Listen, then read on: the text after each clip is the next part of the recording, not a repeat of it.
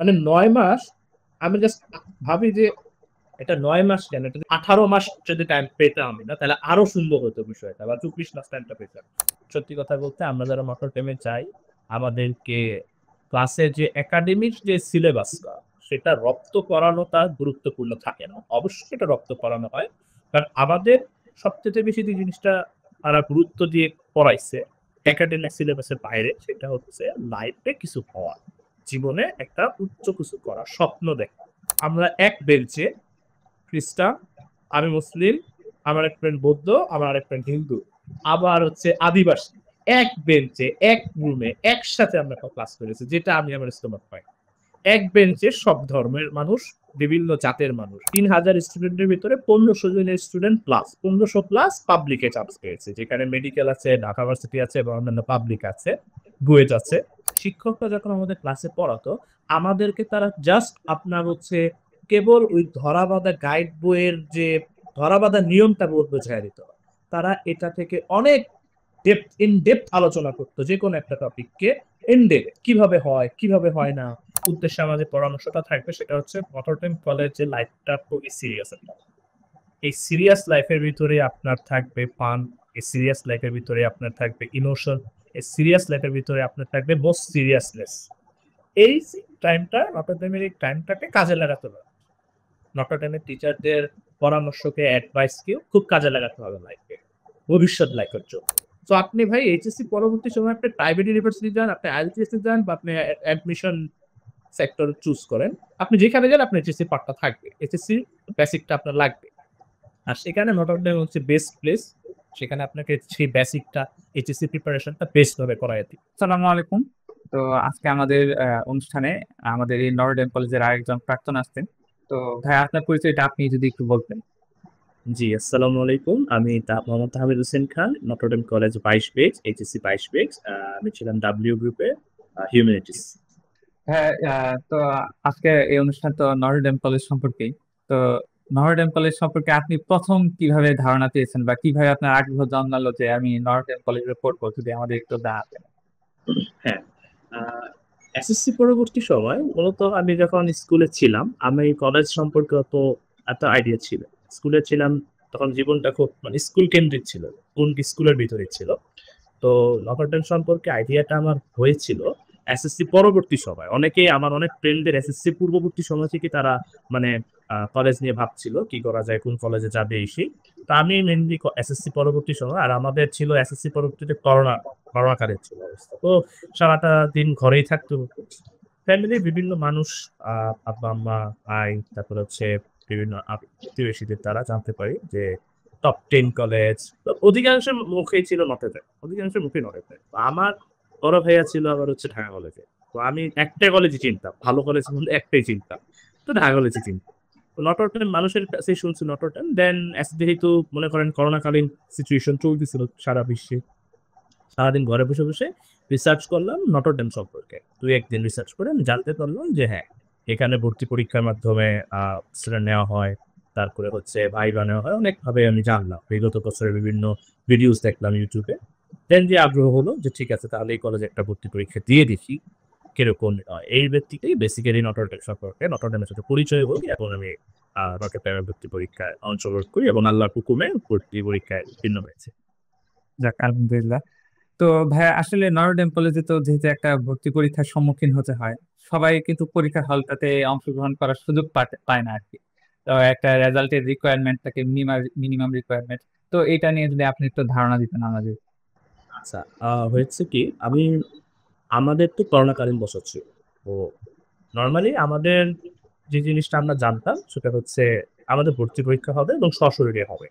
তো আমি সেই হিসেবে প্রিপারেশন নিচ্ছি। আমি আমি একটু বলে নিই আমার প্রিপারেশনটা কি এরকম ভাবে নিচ্ছিলাম, দেন আমি আপনার প্রশ্নে আসি। হ্যাঁ, অবশ্যই। প্রিপারেশন ছিল নটরডেমের। এখানে অনেকে বলে যে কোচিং করতে হয় কিনা, অনেকে বলে হচ্ছে যে এখানে কিভাবে পড়লে চান্স পাওয়া যাবে। যেহেতু আমি মানবিকের ছিলাম, আমি মানবিক সম্পর্কে আমি বলতে পারি। সেটা হচ্ছে স্পেশাল কোনো কোচিং করার প্রয়োজন হয় না। এটা আমি ব্যক্তিগত, আমি আমার কথা বলবো। এসএসসি লেভেলে আমরা বেসিক যে ধারণাগুলো শিখছি, মনে করেন চেঞ্জিং সেন্টেন্সের ভয়েস, বা মনে করেন চেঞ্জিং সেন্টেন্সের সিম্পল কমপ্লেক্স কম্পাউন্ড, বা মনে করেন আমরা বিভিন্ন বাংলা প্রথম পত্রের কবিতা, গল্পের যে ক, খটা আমরা শিখি, অর্থাৎ আ কতে যে প্রশ্নগুলি আসে এক কথায় উত্তর লিখতে হয় বা কতে যে অনুধাবনমূলক প্রশ্নগুলি আমরা অ্যান্সার করি, সেইভাবে মোটামুটি প্রিপারেশন নিলেই হয়। এখানে স্পেশাল কোচিং করার প্রয়োজন হয় না।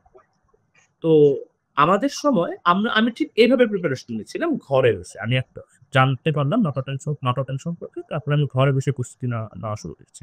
এবং ঘরে বসে আমি প্রস্তুতি নিচ্ছি। তো এরই ফাঁকে হঠাৎ করে আ কলেজের বিভিন্ন কলেজে আবেদন যখন শুরু হয়ে যায়, তখন একটা অনিশ্চয়তা ছিল যে নটরডেমে কি আপনার ভর্তি পরীক্ষা সশরীরে নিবে? কারণ করোনাকালীন সিচুয়েশন এ সশরীরে কিভাবে নিবে? তো নাকি অনলাইনে নিবে? আর অনলাইনে নিলে নটরডেমের মতো একটা প্রতিষ্ঠান অনলাইনে কিভাবে এটা এত স্টুডেন্টের মধ্যে অর্গানাইজ করবে? তো অনেক সিচুয়েশন এর পরবর্তীতে ১ম এ একটা নোটিশ এসেছিল আমাদের যে এই বছর নটরডেম কোন এক্সাম নিবে না। নরমাল ভর্তি প্রক্রিয়ার মাধ্যমে ভর্তি অংশগ্রহণ করা মানে নেওয়া। তো তার পরবর্তী সময়ে আপনার আবার আরেকটা নোটিশ দিল যে না ভর্তি নেওয়া হবে, ভর্তি পরীক্ষা নেওয়া হবে। তবে সেটা অনলাইনে থ্রুতে। অনলাইন থ্রুতে নেওয়া হবে, এমসিকিউ হবে। যেহেতু ভর্তি আপনার অনলাইনে নেওয়া হবে, তো এখানে মানে রিটেন কোনো কিছু পসিবল হচ্ছে না। এবং ভাইভাও হবে। তো আমাদের একটা এমসিকিউ পার্ট নেওয়া হবে এবং পূর্ব বছরের যে সার্কুলার অর্থাৎ বাংলা মানবিকের ক্ষেত্রে বাংলা, ইংরেজি, সাধারণ জ্ঞান, আইসিটি এগুলোর উপরেই নেওয়া হবে। তবে প্রসেসটা হবে হচ্ছে গিয়ে প্রসিডিউরটা হবে হচ্ছে গিয়ে আপনার এমসিকিউ এবং অনলাইন বেস। তো এইটা জানানোর পূর্ব পর্যন্ত কিন্তু আমরা জানতাম যে আমাদের সশরীরী পরীক্ষা হবে এবং ২০০০ আপনার কি বলে এটাকে ১৯ পর্যন্ত যেভাবে পরীক্ষা নিয়ে আসছিল ঠিক সেই থ্রুতেই পরীক্ষাটা হবে। তো আমি আমার প্রিপারেশন সেই থ্রুতেই নিচ্ছিলাম। এটা আমাদেরকে খুব সম্ভবত আমি যতটুকু আমার মনে আছে খুব সম্ভবত জুন বা জুলাই ২০২০ সালে জুন বা জুলাই টাইমটাতে আমাদেরকে জানানো হয়েছিল।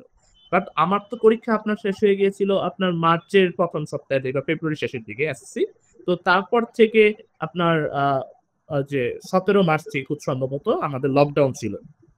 তারপর থেকে আপনার মে বা জুন অর্থাৎ এই নোটিশ আসার পূর্ব পর্যন্ত আমি পুরোপুরি প্রস্তুতি নিচ্ছিলাম। আমাদের এমসিকিউ হবে সশরীরে এবং আমাদের রিটেনও হবে এবং আমাদের ভাইভাও হবে। আমি সেইভাবেই প্রস্তুতি নিচ্ছিলাম। তো আমাদের এমসিকিউ নেওয়ার পরে আসলে পরীক্ষার পরে আসলে আমাদের মূলত স্টুডেন্ট রিক্রুট করা হয়েছে বা নেওয়া হয়েছে। হুম। আর ভাই রেজাল্টের ক্রাইটেরিয়াটা সম্পর্কে যদি একটু বলতেন, এ প্লাস বা গোল্ডেন বা এই যে টাইপের যে রিকোয়ারমেন্ট গুলা থাকে আর কি, মানবিক বিভাগের জন্য। হ্যাঁ, আমাদের মানবিকে হচ্ছে খুব সম্ভবত এই বছর সার্কুলার বা পরবর্তী বিগত বছরের সার্কুলার গুলিতে দেখা যাচ্ছে যে 3 পয়েন্ট সর্বনিম্ন ক্রাইটেরিয়া হচ্ছে 3 পয়েন্ট আর কমার্সের জন্য অর্থাৎ ব্যবসা শিক্ষার জন্য হচ্ছে 4 পয়েন্ট আর সায়েন্সের জন্য 5 পয়েন্ট। এটা হচ্ছে আপনার আবেদন যোগ্যতা। কিন্তু এখানে আবেদন যোগ্যতা থেকেও গুরুত্বপূর্ণ হচ্ছে আমাদের ভর্তি পরীক্ষাটা। ভর্তি পরীক্ষাটা হুম। খুবই গুরুত্বপূর্ণভাবে নেওয়া হয় এবং বিগত বছরের যে বা আমাদের বেঁচে পরবর্তী বেচ যারা এসেছে তারা তো দেখা যাচ্ছে যেমন আপনারাই খুব সম্ভবত আপনারা তো একদম লিখিত পরীক্ষা দিয়ে ভাইভা দিয়ে আপনারা কলেজে ভর্তি হয়েছে। তো ভর্তি পরীক্ষাটা এখানে সবচেয়ে গুরুত্বপূর্ণ। এখানে আবেদন যোগ্যতাটা অবশ্যই একটা গুরুত্বপূর্ণ ফ্যাক্টর বাট ভর্তি পরীক্ষাটা সবচেয়ে বেশি গুরুত্বপূর্ণ। হুম। তো ভাইয়া আসলে এত ভালো একটা কলেজের ভর্তি পরীক্ষা তো অনেকের অনেক এরকম আকাশ কুসুম চিন্তা ভাবনা থাকে যে হয়তো এরকম এত কঠিন হবে অত কঠিন হবে, মেন বইয়ের বাইরে থেকে মনে হয় অনেক কিছু করতে হবে, বা কোচিং সেন্টার গুলাতে যেরকম একটা প্রতিযোগিতা দেখা যায় কঠিন, কে কত কঠিন কোশ্চেনে পরীক্ষা নিতে পারে। তো এগুলা আদৌ জরুরি কিনা, বা মেন বইয়ের বাইরে পড়া উচিত কিনা, বা কতটুকু পড়া উচিত যদি একটু ডিটেলস বলতেন। আচ্ছা, প্রথমত হচ্ছে সাধারণ জ্ঞান যে বিষয়টা সেটা একটু মেইন বাইরে করতে হবে। সাধারণ জ্ঞান বিষয়টা হালকা মেইন বাইরে একটু বেশি না। মানে আপনার আমাদের ইউনিভার্সিটি অ্যাডমিশনে যেভাবে সাধারণ জ্ঞান প্রশ্নাবলী হয় যে ইউনিটে আর্টসের সেরকম প্রস্তুতি নেওয়ার প্রয়োজন হয় না। বাট সাধারণ জ্ঞান টপিকটা খালি একটু বইয়ের বাইরে হালকা রিসেন্ট টপিক কয়েকটা একটু ভালোভাবে জানতে হবে রিসেন্ট টপিক গুলো। বাট আইসিটি, বাংলা, ইংরেজি এগুলো আসলে বইয়ের বাইরে যাওয়ার কোনো প্রয়োজন বোধ করব না। একদম বইয়ের বাইরে কোনো প্রয়োজন নাই এবং বইয়ের ভিতরে যে আহামরি খুব বড় প্রশ্ন দিবে, খুব জটিল প্রশ্ন করবে তাও কিন্তু না। আপনি বিগত বছরের পরীক্ষাগুলি দেখেন আহামরি খুব জটিল প্রশ্ন করে না যে একদম মানে আমার খুব বাইরে পড়তে হয়েছে, কোচিং স্যার আমার হয়ই নাই এরকম না কিন্তু বইয়ের পড়াগুলি বইয়ের প্যাসেজ গুলি যেগুলা ইংরেজিতে বা বাংলাতে কবিতা বা গল্প আছে বা বইয়ের ইংলিশ পাস পেপার টেক্সট বুকে যে প্যাসেজ গুলি আছে বা হচ্ছে ইংরেজি সেকেন্ড পেপারের যে গ্রামার আইটেমস গুলো আছে, এগুলো জাস্ট আপনারা, আমি যদি আরেকটু ইয়ে করে বলি ভাই, আপনারা আমরা এসএসসির সময় যে প্রস্তুতিটা নিয়েছি, সেই প্রস্তুতিটা আপনি আপনার এসএসসির পরে আপনি ঘুরবেন ফিরবেন সব চিল করবেন, জাস্ট প্রতিদিন 1 ঘন্টা করে এসএসসির পড়াগুলি জাস্ট রিভাইজ রাখবেন, তাইলেই না, দ্যাটস ইট, আর কিচ্ছু লাগে না। তো বইয়ের বাইরে কোনো প্রশ্ন আহামরি হয় না। সাধারণ জ্ঞান থেকে রিসেন্ট টপিক কয়েকটা, বা আহামরি বেশ হার্ড টপিকও আসে না, খুবই রিসেন্ট জানাশোনা টপিকগুলি চলে আসে। আর আইসিটি, বাংলা, ইংরেজি বইয়ের ভিতর থেকে আসে। এর জন্য আমি কোনোদিনই বলবো না যে বইয়ের বাইরে আহামরি খুব সময় দিতে বা খুব জটিল ক্যালকুলেশন গুলি করতে। আপনি নর্মালি প্রিপারেশন নেন, বেসিক গুলি আপনি টাচে রাখেন, জাস্ট টাচে রাখতে হবে। এসএসসিতে আপনি যে প্রস্তুতিটা নিয়েছেন সেই প্রস্তুতিটাই আপনার মধ্যে রাখতে হবে, জাস্ট আপনি প্রতিদিন একটু প্র্যাকটিসে রাখবেন, খাতা কলমে হাত চালাবেন, দ্যাটস। আমাদের সময় 21 ব্যাচ বা তার আগের ব্যাচ গুলা তো লিখিত পরীক্ষা হয়েছিল, 22 ব্যাচ সম্ভবত অনলাইনে হয়েছে। তবুও তো পরীক্ষার একটা প্রেশার অবশ্যই ছিল। তো পরীক্ষার আগের রাতের প্রস্তুতি বা পরীক্ষার দিনের অভিজ্ঞতা আপনার কেমন ছিল, যদি আমাদের সাথে একটু শেয়ার করতেন। হ্যাঁ, অবশ্যই পরীক্ষার আমাদের যে পরীক্ষাটা হয়েছিল খুব ইন্টারেস্টিং, অনলাইনে পরীক্ষাটা ছিল। তো খুব সম্ভবত এটা অগস্ট মাসে ছিল, অগস্ট মাসে পরীক্ষাটা হয়েছিল 2020 সালে। তো আমি তো আবেদন করে ফেলেছিলাম, আবেদন করে ফেলেছিলাম, এখন যে কোনো দিন জানাবে। খুব সম্ভবত পরীক্ষাটা শুক্রবার দিন ছিল, আমি এখনো শিওর না, শুক্রবার দিনই হতে পারে, সকাল 10টা 11টায় ওই টাইমটা। তো আমার একটু জরুরি কাজে, পারিবারিক কাজে আমাদের গাজীপুরে, আমাদের হোমটাউন গাজীপুরে যাওয়ার কথা ছিল। তো আগের দিন রাতে, অর্থাৎ সাপোজ আজকে আমরা সন্ধ্যায় গাজীপুর রওনা হলো, তো আজকে আমার রাতে আমাদের কাছে হঠাৎ করে, আমি যখন আপনার হচ্ছে টঙ্গী ইস্তেমা ওয়েদারের ওই দিকে আমাদের বাসটা ছিল, আমি হঠাৎ করে মেসেজ পাই যে আগামীকাল সকালে আপনার পরীক্ষা দিতে হবে। তো আমি তো হোম টাউনে চলে যাচ্ছি একটা পারিবারিক প্রোগ্রামে অংশগ্রহণ করার জন্য। তো হঠাৎ করে আগের রাতে আমার অনলাইন এক্সাম হবে, অ্যাডমিশন টেস্ট হবে। আমি এখন গাজীপুর ওইদিকে, তো গ্রাম অঞ্চল, এত ভালো নেটওয়ার্ক থাকে না, আবার অনলাইন একটা এক্সাম, এত সিরিয়াস এক্সাম, কি রকম সব মিলে মানে মনে করেন রাস্তার মাঝে উৎকণ্ঠায় করে দেয় আমরা কি হবে, হঠাৎ করে জানানো হয়েছিল মেসেজ দিয়ে। তো আমরা পরের দিন সকালে অনেক আয়োজন করে সর্বোচ্চ চেষ্টা করলাম, ফ্যামিলি থেকেও খুব প্রেশার, খুব ভালো করে আমাকে সেট আপ করে দেওয়া হতো, যাতে আমি সুন্দর করে নেটওয়ার্ক প্রবলেম ছাড়া পরীক্ষাটা অংশগ্রহণ করতে পারি, এবং আল্লাহ পুকুরে আমি পরীক্ষাটা খুব ভালোভাবে আমি অংশগ্রহণ করতে পেরেছিলাম। তো আমার পুরো রাস্তাটা আমি খুব প্রেশারে পড়ে গেছিলাম, এই কারণে জানলাম আমি তো এখন দেশে যাচ্ছি, আমার কালকে পরীক্ষা হবে। তো দেশে গিয়ে আমি আমার ফ্রেন্ড যারা ওদিকে থাকে তাদের থেকে আমি বই কালেক্ট করে ফেলছিলাম, বই কালেক্ট করে পুরো রাত আমি বসে বসে পড়ছি, জাস্ট রিভাইজ করছি পুরো রাতটা। কারণ একটু পরে আমার সকালে আমার সূর্যটা উঠলে আমার পরীক্ষা বসতে হবে, তার উপর পুরো রাতটা আমি বসে বসে রিভাইজ দিয়েছিলাম। ইংলিশ পুরো বইটা রিভাইজ দিয়েছি, আপনার হচ্ছে বাংলা পুরো বইটা রিভাইজ দিয়েছি। সাধারণ জ্ঞান আমি হচ্ছে আমাদের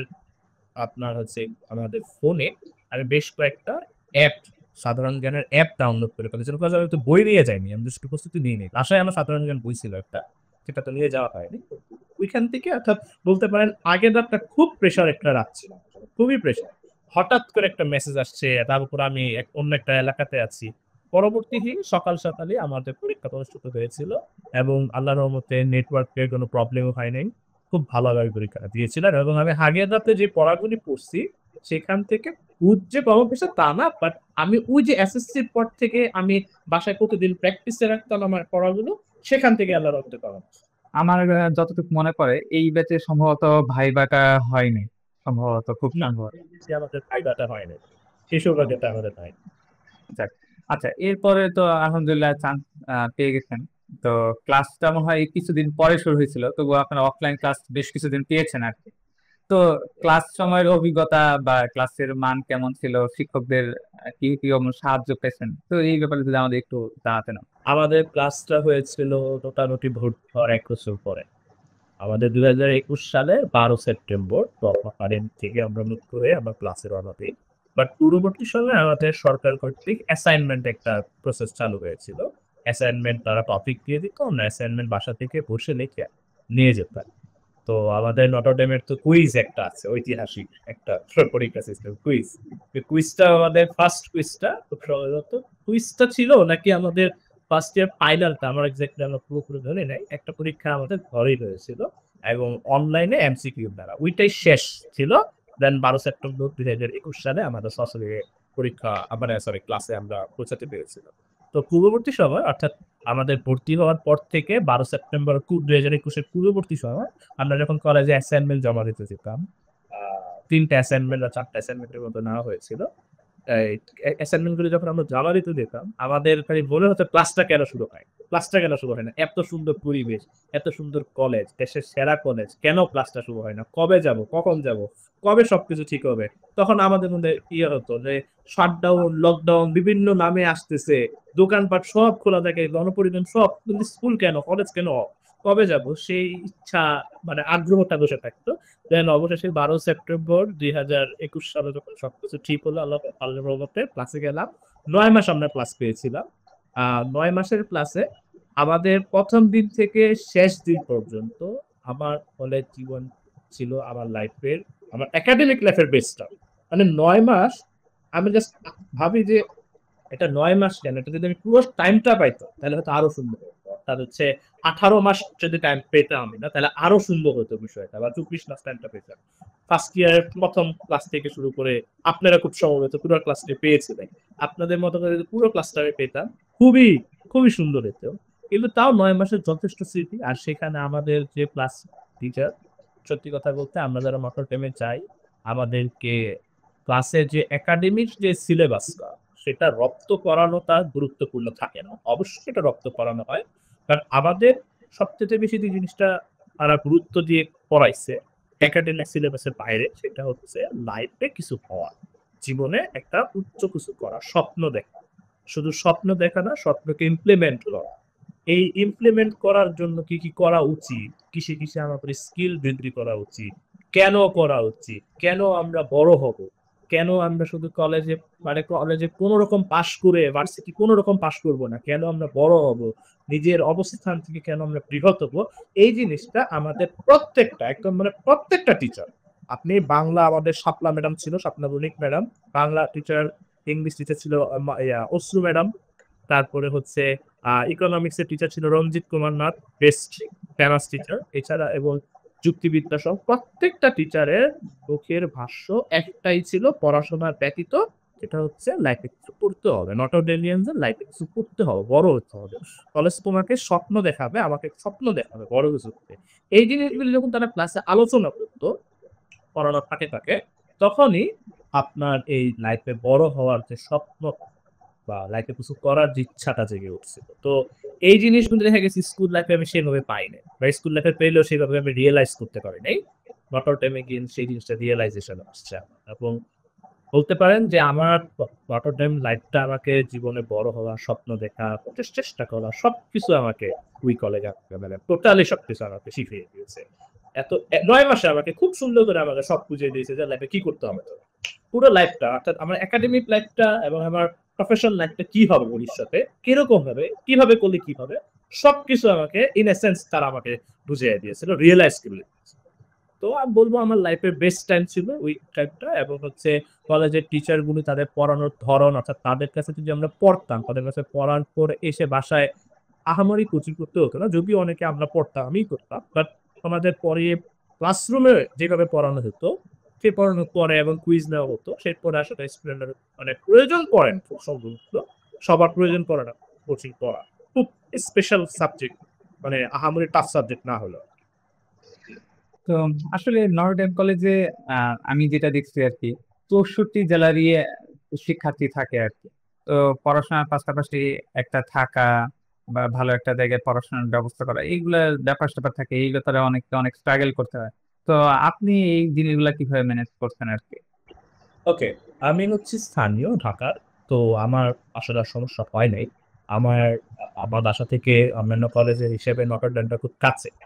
তো আমার ফ্রেন্ডদের দেখেছি ডায়মন্ড হোস্টেল, তারপরে হচ্ছে তালা স্কুলের বিভিন্ন হোস্টেল, বিভিন্ন হোস্টেলে তারা থেকেছে, তাদের হোস্টেলে গিয়েছি, তাদের সাথে আড্ডা দিয়েছি।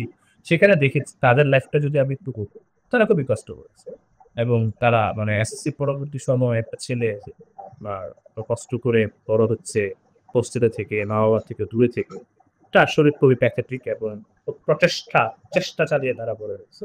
এটা তাদের লাইফটা আমি সচক্ষে দেখেছি। আমার এরকম হয় নাই। সো আমি ব্যক্তিগত এক্সপেরিয়েন্স আমি বলতে পারবো না সে কিরকম ফিল হয়, বাট তাদের দেখে যেটা মনে হয়েছে যে খুবই তারা খুব করুণ বলতে কি খুব কষ্ট করেছে, বাবা মা থেকে দূরে থেকেছে। আর 64 জেলার যে বিষয়টা সেটা হচ্ছে আমরা এক বেঞ্চে খ্রিস্টান, আমি মুসলিম, আমার এক ফ্রেন্ড বৌদ্ধ, আমার আরেক ফ্রেন্ড হিন্দু, আবার হচ্ছে আদিবাসী, এক বেঞ্চে এক রুমে একসাথে আমরা ক্লাস করেছি, যেটা আমি আমার ইস্তমাত পাই। এক বেঞ্চে সব ধর্মের মানুষ, বিভিন্ন জাতের মানুষ আমরা, আহ, আমাদের হচ্ছে বার্মা, ত্রিপুরা, সাঁওতাল, তারাও আমাদের সাথে, আমরা বাঙালি আমাদের সাথে সবাই মিলে মিশে ক্লাসটা করেছি। তারপরে হচ্ছে আমাদের ক্লাসে তো আপনার মার্টিন হলে আমাদের এখানে তো এখন কলেজে ইয়ারা থাকে এখন পুরো, আগে আগে আমাদের একটা রুম ছিল জাস্ট আমাদের জন্য, উপরের তলা থেকে থাকতো, আবাসন ছিল। তো মনে করেন যে সব ধর্ম বর্ণ জাত, তারপর এখানে কলেজের ভিতরে আবাসিক যারা আছে, কলেজের ভিতরে যারা থাকে, বাইরে যাবো, সবার সাথে মিলে যে ব্রেন এনভায়রনমেন্টটা সৃষ্টি হয়েছিল খুবই অসাধারণ একটা। নটরডেম কলেজ থেকে দেখা যায় কলেজ লাইফ শেষ করার পর বেশিরভাগ স্টুডেন্টই সায়েন্স হোক, আর্টস হোক বা কমার্স হোক ভালো ভালো প্রতিষ্ঠানে তারা ভর্তি হওয়ার সুযোগ পাচ্ছে। তো এই এই ক্ষেত্রে কলেজের অবদান কতটুকু বা কলেজ কিভাবে সহযোগিতা করতেছে যদি আমাদের একটু জানান। নটরডেম কলেজে আমরা 2022, আপনাদের বেচ, খুব সম্ভবত আপনাদের বেচ থেকে আমি যে একটা ইনফরমেশন পেয়েছিলাম, 3000 স্টুডেন্টের ভিতরে 1500 জনের স্টুডেন্ট প্লাস 1500 প্লাস পাবলিকে চান্স পেয়েছে, যেখানে মেডিকেল আছে, ঢাকা ভার্সিটি আছে এবং অন্যান্য পাবলিক আছে, বুয়েট আছে। আহ, এই যে আপনাদের রেজাল্টটা আল্লাহর রহমতে বা হচ্ছে আমাদের বেচের তথ্যটা আমার পুরোপুরি জানা নাই, বা পরবর্তীতে বেচের যে ইনফরমেশন গুলো আমরা পেয়েছি, এর পিছনে মকরডেমের যে অবদানটা, ওই যে আমি কথার শুরুতে একটা কথা বললাম, ক্লাসে টিচাররা আমাদেরকে শিখায় কিভাবে বড় রিয়েলাইজটা দিয়ে দেয়, অর্থাৎ আমাদের মাথায় দ্বারা রিয়েলাইজেশন, আমাদের অন্তরে দ্বারা রিয়েলাইজেশনটা সৃষ্টি করে দেয় কি করতে হবে। এবং তাদের যে পড়ানোটা সেটা ধরা বাঁধা পড়ানো ছিল। লাইক আমি যদি বলি যে মনে করেন ইংলিশ, তো ইংলিশে জাস্ট আমাদের সিলেবাসটাকে তার রক্ত করিয়ে দেওয়া ছিল। যেখানে আমাদের বিভিন্ন এক্সট্রা কারিকুলাম অ্যাক্টিভিটি হচ্ছে, যেখানে হচ্ছে ইংলিশ ডিপার্টমেন্ট, ইংলিশ ক্লাব, তারপর হচ্ছে English language club, debate club, সেখানে স্টুডেন্টসদেরকে বলা হয় অংশগ্রহণ করতে, তারা নতুন কিছু শিখতে পারে, নতুন কিছু জানতে পারে। যে জিনিসগুলি তাদের শুধু এইচএসসি পর্যায় পর্যন্ত নয়, অ্যাডমিশন বা পরবর্তী লাইফ পর্যন্ত তাদেরকে হেল্প করে। এবং শিক্ষকরা যখন আমাদের ক্লাসে পড়াতো, আমাদেরকে তারা জাস্ট আপনার হচ্ছে কেবল ওই ধরাবাঁধা গাইড বইয়ের যে ধরাবাঁধা নিয়মটা বোঝায় দিত, তারা এটা থেকে অনেক ইন ডেপথ আলোচনা করতো, যে কোনো একটা টপিককে ইন ডেপথ কিভাবে হয় কিভাবে হয় না। লাইক আমি যদি একটা ছোট্ট এক্সাম্পল দিই, আমাদের ইংরেজিতে বেশ কিছু গাইড রয়েছে, যেখানে আমাদেরকে প্রত্যেকটা প্রশ্নের একটা সমাধান দিয়ে দিয়েছে যে এইভাবে কর। বাট আমাদের কলেজের টিচাররা এই সমাধানটা দিত না, তারা কেন হয় না, কেন হয় রিজনটা বলতো এবং ইন ডেপথ আলোচনা করতো, জাস্ট নট এইচএসসি, তারা অ্যাডমিশন পর্যন্ত তারা বলতো যে এই প্রশ্নটা কিন্তু অ্যাডমিশনের জন্য একটা ইম্পর্টেন্ট প্রশ্ন হতে পারে। অর্থাৎ সে যদি ক্লাসে আমাদেরকে যে এইচএসসি পড়াটাই করাচ্ছে তা না, এইচএসসির সাথে রিলেটেড যেটা অ্যাডমিশনও কমন করতে পারে সেই জিনিসটা তারা আমাদেরকে বুঝিয়ে দিত।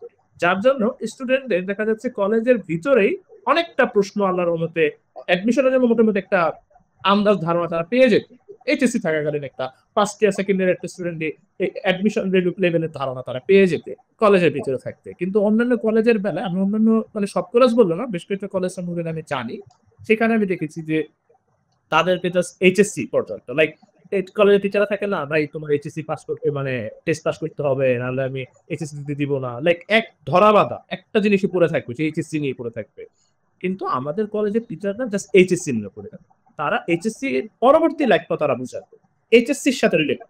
তো ভাইয়া আপনি অলরেডি বলছেন যে নটরডেম কলেজের লাইফে আপনার অনেক ভালো একটা সময় কাটছে। তো ওই সময়ের যদি কোনো ভালো স্মৃতি আমাদের সাথে শেয়ার করতেন এবং আপনার পরবর্তী যারা শিক্ষার্থী আছে তাদের জন্য কোনো পরামর্শ থাকলে যদি আমাদের দিতেন। আমাদের কলেজের সবচেয়ে ভালো যে স্মৃতি ছিল, কলেজের গন্ডির ভিতরে একটা ছিল, বা বেলি রোডেও একটা ছিল। আপনি জানেন নটরডেমের একটা বেলি রোডের স্মৃতি থাকে। তো বেলি রোডের স্মৃতি বলতে আপনি যা বুঝতেছেন আমি মনে করি সেটাই। আচ্ছা, তো আমাদের কলেজের ভিতরে যে স্মৃতি ছিল, এটা তো ফ্রেন্ডদের সাথে অনেক ধরনের স্মৃতি ছিল। মাঝে মধ্যে বলাটা ঠিক হবে কিনা আমি জানি না, ছোটরা দেখবে, সেটা হচ্ছে ক্লাস না করে আমি দেখা যাচ্ছে ক্যান্টিনে বসে আড্ডা দিতাম। তো ফাদার সুশান্ত একদিন ক্যান্টিনে হুট করে প্রবেশ করে খাচ্ছিলাম, অর্ধেক খাওয়া অবস্থায় দৌড় দিয়ে আপনার ওই যে দেয়াল ছিল এখানে ঢুকে গেছে। ফাদার সুশান্ত এসে দেখতেছে একটা মানে একটা বার্গার মানে হাফ খাওয়া, তো সেটা বার্গারটা খা। ওখান থেকে আপনার আমাদের তো ক্যান্টিনের ভিতরে দুইটা দরজা ছিল, ফ্রন্ট দিয়ে ঢুকে, আরেকটা হচ্ছে আপনার যে টিম ভবনে মেবি যাওয়ার একটা রাস্তা ছিল। আমি কিন্তু টিম ভবনে চলে গেছিলাম। তো এটা একটা ছোট্ট একটা স্মৃতি আছে। এছাড়া ফ্রেন্ডের সাথে বিভিন্ন ধরনের দুষ্টামি, বিভিন্ন ধরনের স্মৃতি আছে। আমাদের পেস্টে বিভিন্ন ধরনের স্মৃতি সৃষ্টি হয় বিভিন্ন ভাগে, এরকম বিভিন্ন ধরনের স্মৃতি আছে। সেই সাথে হচ্ছে আমাদের কলেজে বিভিন্ন প্রোগ্রাম, অনেক স্মৃতি আছে। আসলে একটা দুটো স্মৃতি বলে শেষ করা যাবে না। কলেজে আমার অনেক অনেক স্মৃতি আছে। এর তার ভিতরে একটা ইম্পর্টেন্ট স্মৃতি হচ্ছে কলেজ গন্ডির বাহিরে, এটা হচ্ছে বেলি রোডে, ওটাতে খুবই অসাধারণ একটা স্মৃতি আছে। এইভাবে আর কি 9টা মাস কলেজের লাইফটা খুবই সুন্দর ছিল, বিভিন্ন স্মৃতি দিয়ে। হ্যাঁ, নতুন যারা নটরডেম কলেজে ভর্তি হতে চাচ্ছে, তো তাদের জন্য আপনি কি পরামর্শ দিবেন? হ্যাঁ, যারা এবছর এবছর আমারও বেশ কয়েকজন স্টুডেন্ট আল্লাহর রহমতে এসএসসি দিয়েছে এবং খুব ভালো রেজাল্ট করেছে, এবং তারা আমার স্টুডেন্টের মতনই, ছোট ভাই বোন, ছোট ভাই।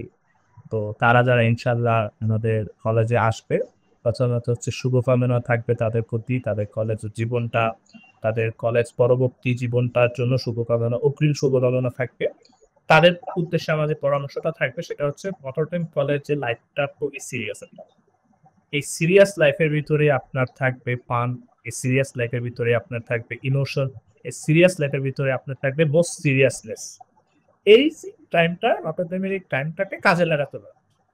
নটরডেমের টিচারদের পরামর্শকে, অ্যাডভাইসকেও খুব কাজে লাগাতে হবে লাইফে, ভবিষ্যৎ লাইফের জন্য। এবং এইচএসসি তে একটা এ প্লাস বা এইচএসসি তে একটা প্রত্যাশিত রেজাল্ট, এবং এইচএসসি পরবর্তীতে আপনার মানে আমাদের যারা আসবে ইনশাল্লাহ, আমাদের অনুজ যারা আসবে ইনশাল্লাহ, তাহলে তাদের প্রতি আমার একটা মানে অ্যাডভাইস থাকবে যে এই টাইমটাকে হেলায় চালায় নি। এইচএসসি টাইমটা খুব সিরিয়াস টাইম হবে, খুব সিরিয়াস। এখানে পড়া মানে সময় কম, পড়া অনেক থাকে, এবং দেখা যাচ্ছে এই পড়াটা আমাদের এত গুরুত্বপূর্ণ থাকবে যে অ্যাডমিশনে খুবই কাজে দিবে, অ্যাডমিশনে খুবই কাজে দিবে। বা দেখা যাচ্ছে অনেকে অ্যাডমিশন পরবর্তী সময়ে দেখা যাচ্ছে কেউ প্রাইভেটে বা হচ্ছে আইএলটিএস এর সেক্টরে যায়, বিদেশে যাওয়ার জন্য। যেখানে যান ভাই, আপনার এইচএসসি এর যে পড়াগুলো, গ্রামার গুলো, ইংরেজি গ্রামার গুলো, এগুলো হেল্প করবে আপনাকে, হেল্প করবে, যে কোনো ভাবে হেল্প করবে। আপনি যদি এইচএসসি তে একটা ছোট্ট একটা টপিক নিয়ে আমি যদি আলোচনা করি, পাংচুয়েশন, ইংরেজি গ্রামারের, এটা আপনার আইএলটিএস এ খুব ইম্পর্টেন্ট একটা ফ্যাক্টর, রিটেন কন্টেন্ট। আপনি এইচএসসি যদি আপনি ইংলিশে ভালো রপ্ত না করতে পারেন, আপনি প্রাইভেট ইউনিভার্সিটি গেলে আপনি কিন্তু ইউনিভার্সিটিতে ভালো সিজিপিএ উঠাতে পারবেন। আপনি যদি এইচএসসি তে ভালো গ্রামারে ভালো যদি দক্ষতা আনতে না পারেন, আপনি কিন্তু অ্যাডমিশনে ভালো দক্ষতা অর্জন করতে পারবেন। তো আপনি ভাই এইচএসসি পরবর্তী সময় আপনি প্রাইভেট ইউনিভার্সিটি যান, আপনি আইএলটিএস যান, বা আপনি অ্যাডমিশন সেক্টর চুজ করেন, আপনি যেখানে যান আপনার এইচএসসি পার্টটা থাকবে, এইচএসসি বেসিকটা আপনার লাগবে। আর সেখানে নটরডেম হচ্ছে বেস্ট প্লেস, সেখানে আপনাকে সেই বেসিকটা, এইচএসসি প্রিপারেশনটা বেস্ট ভাবে করাই দিবে। এই জায়গাটাতে আমি যেটা বলবো সেটা হচ্ছে একদম শুরু থেকে, একদম শুরু থেকে কলেজ জীবনের শুরু থেকে, হ্যাঁ অবশ্যই আনন্দ হবে, সবকিছুই মিলিয়ে থাকবে, মানুষের লাগে সবই থাকবে, বা পড়াশোনাটা খুবই গুরুত্বপূর্ণ একটা পর্যায়ে রাখবে। এবং এই জায়গাটাকে এত গুরুত্ব দিয়ে করতে হবে যে চেষ্টা করতে হবে তাদের, আমার ছোট ভাইদের, যে সর্বোচ্চ মনোযোগ দিয়ে কলেজে যে পড়াটা দিয়ে দিচ্ছে, পড়াটা বুঝিয়ে দিচ্ছে, পড়াটা বাসায় এসে ভালো করে বুঝে নিয়ে প্রিপারেশন নেবে, এবং সবসময় পড়াটার সাথে লেগে থাকবে। ভাই আপনার কুইজে, সবাই কুইজে পাস করে না, কুইজে ফেল করা ছেলেও আল্লাহর মধ্যে বুয়েটে টিকছে, ইতিহাস আছে, তাই না? কিন্তু আপনার ফেল পাস যেটাই আসলে আপনার লেগে থাকতে হবে, পড়াটাকে ছাড়া যাবে না। এবং হচ্ছে সর্বোচ্চ প্রস্তুতি নিতে হবে এই লাইফটাকে এমন ভাবে যে আপনার আগামী জীবনটার কষ্ট যাতে অনেকটা প্রশমিত হয়ে আসে। তো আমার শুভকামনা থাকবে ছোটদের প্রতি, এবং হচ্ছে তাদেরকে আরো বারবার বলতেছি, একভাবে বললাম আবার বলবো, যে সর্বোচ্চ প্রিপারেশনটা নিতে হবে, আস্তে আস্তে প্রিপারেশনটা নিতে হবে, ফাউন্ডেশনটা ভালোভাবে করতে হবে, তো ভালো একটা ফাউন্ডেশন করে এগিয়ে যেতে হবে ভবিষ্যৎ জীবনের জন্য। আর এই লাইফটা নটরডেম সবচেয়ে বেস্ট দিবে। নটরডেমের মতো কলেজ পাওয়ার পরও যে স্টুডেন্ট কাজে লাগাতে পারে নাই, আমি বলবো সে খুবই দুর্ভাগা। এরকম একটা লাইফ, এরকম একটা এনভায়রনমেন্ট সবাই দিতে পারে, আর সেখানে আল্লাহ তোমাকে দিয়েছে, তুমি কাজে লাগাও না ইচ্ছা করে, তাহলে তুমি ভাই সবচেয়ে বড় দুর্ভাগা মানুষ। তোমাদের বলবো সবচেয়ে শ্রেষ্ঠ প্রচেষ্টা চালিয়ে দিতে, বাকিটুকু আল্লাহর ইচ্ছা আছে। ধন্যবাদ ভাইয়া, আপনার মূল্যবান সময় দিয়ে আমাদেরকে সহযোগিতা করার জন্য এই সময়টাতে, একটা ক্রিটিক্যাল টাইমে। একটা স্টুডেন্টের কাছে একজন বড় ভাইয়ের পরামর্শ খুবই দামি একটা জিনিস থাকে, কারণ দেখা যায় মনের ভিতরে অনেক রকমের ভয়, অনেক রকমের টেনশন। তো এই সময় আপনি আমাদের ভালো একটা গাইডলাইন দিলেন, খুবই ধন্যবাদ ভাই। তো ধন্যবাদ আপনাকে। ভাই আজকের সেশনটা এই পর্যন্ত, আশা করি হ্যাঁ, ভালো ধন্যবাদ। থাকবেন। জি, ধন্যবাদ। দোয়া করবেন। প্রণাম। আসসালাম।